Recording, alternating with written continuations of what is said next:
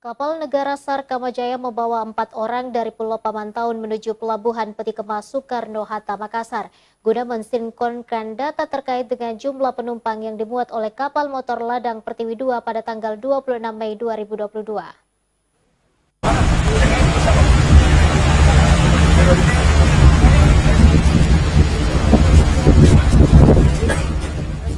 Dua korban kecelakaan KM Ladang Pertiwi turun dari KN SAR Kamajaya 402 dan langsung digiring ke mobil untuk dibawa diperiksa pihak Polda Sulawesi Selatan, guna melengkapi data dan penyebab tenggelamnya kapal motor Ladang Pertiwi II pada Senin malam.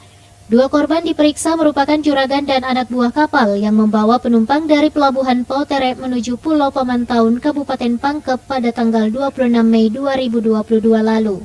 Selain dua korban, pemilik kapal dan kepala desa ikut digiring dan dibawa ke Polda Sulawesi Selatan guna pemeriksaan ataupun sinkronisasi data yang berada di posko Pelabuhan Pautere, Makassar.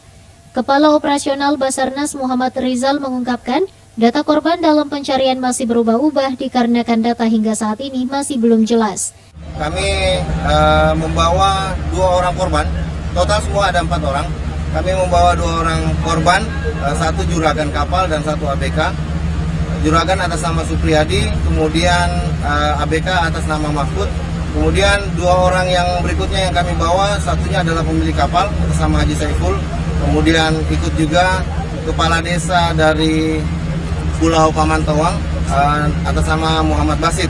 Kami membawa 4 orang itu dalam rangka menyamakan data sinkronisasi terkait dengan jumlah penumpang yang dimuat pada saat meninggalkan Pelabuhan Pautere dengan tujuan Pelabuhan Pamantauan.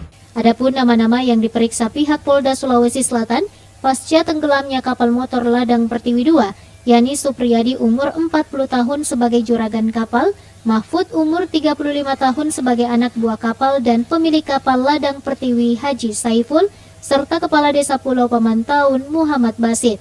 Rusma Wandirara, Celebes TV.